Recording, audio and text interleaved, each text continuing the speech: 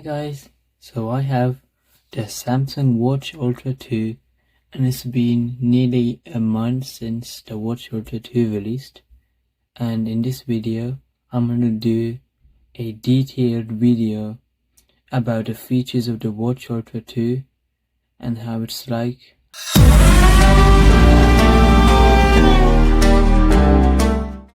So first up is the design.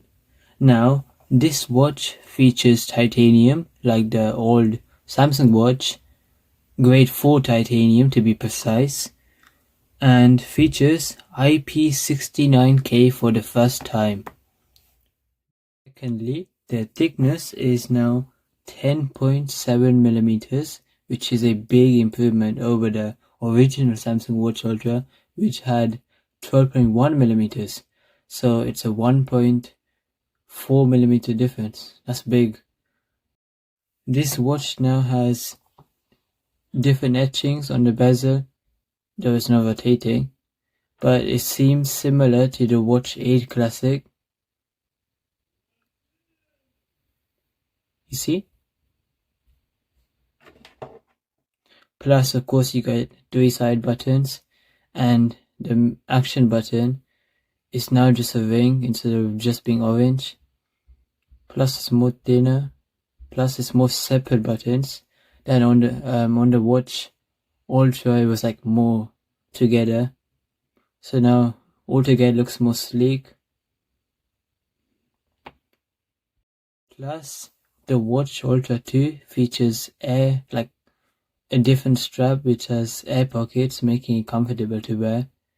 Plus the cushion design, which was originally brought in the Watch Ultra and then the Watch 8 series. Plus the Watch 8 Classic is a 46mm case, while the Watch Ultra 2 is a 47mm case.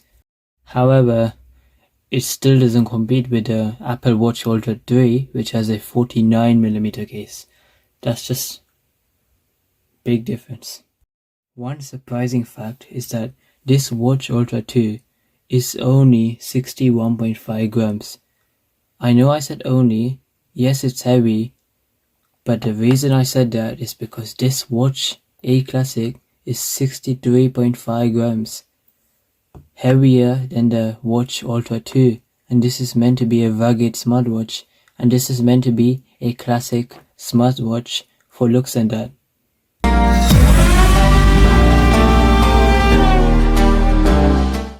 Now display. So this watch features a slightly larger 1.52-inch display. On the Watch Ultra it features 1.5-inch. Plus the brightness is just insane. This goes up to 5000 nits from 3000 nits in the Watch Ultra and Watch 8 Classic. Now let me just put this in context.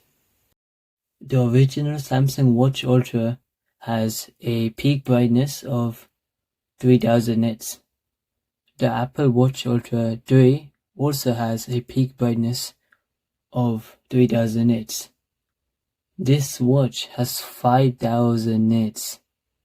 That's just big. Plus it now has 498 by 498 resolution, up from the 480 by 480 resolution. Plus of course sapphire crystal. The reason they achieved 1.52 inches is because of these thin bezels, thinner. You can barely see these bezels. If you compare this to the Watch 8 Classic,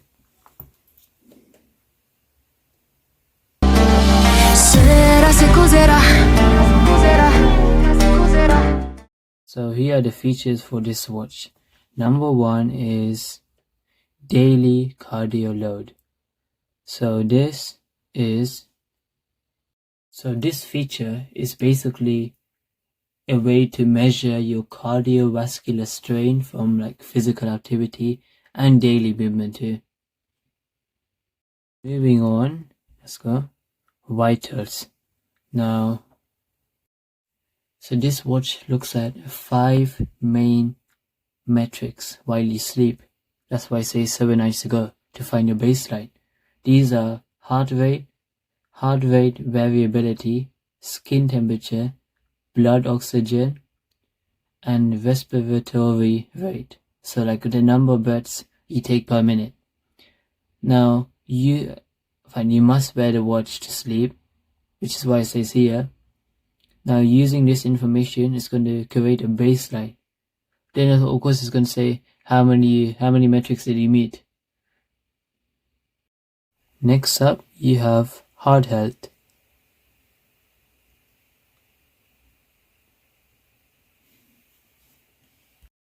The purpose of heart health is basically in the name. It measures like the health of your heart, and by doing this, it does this by looking at your sleep time average, your activity, like whether you're going to like physical, more vigorous activity, plus your vascular load and BMI. And then next up you got vascular load. Now this was seen on the Watch A Classic. Now just to explain, it's another health metric that measures like the stress inside your blood vessels while you sleep.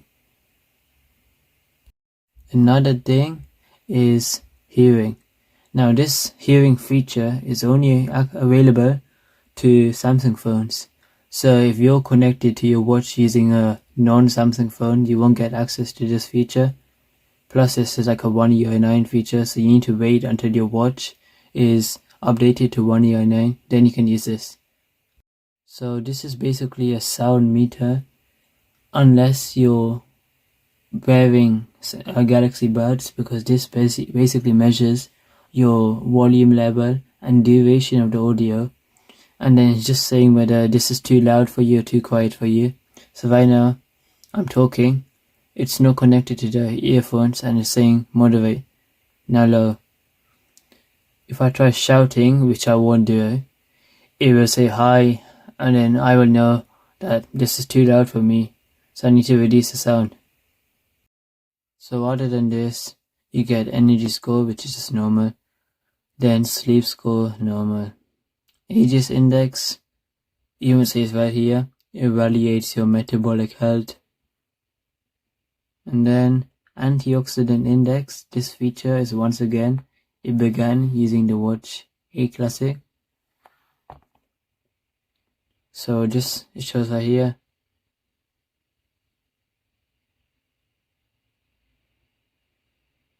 Just scan using your thumb. Sensors are here.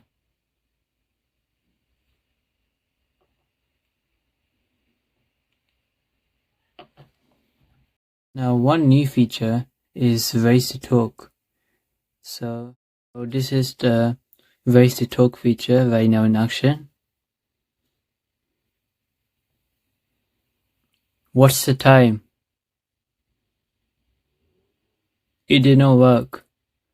Now this is a problem because this did not work so many times. It's working irregularly. So Samsung needs to fix this with an update.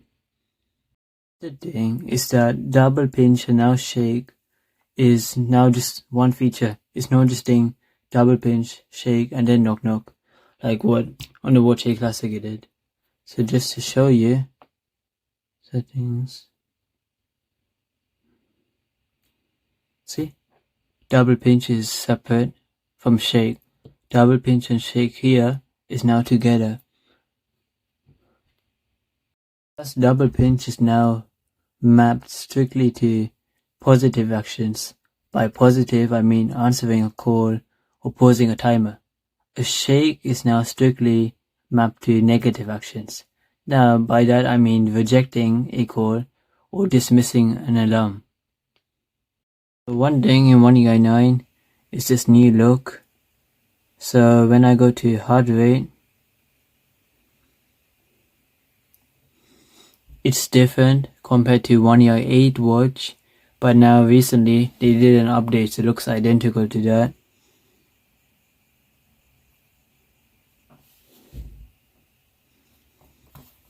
Let me just show you.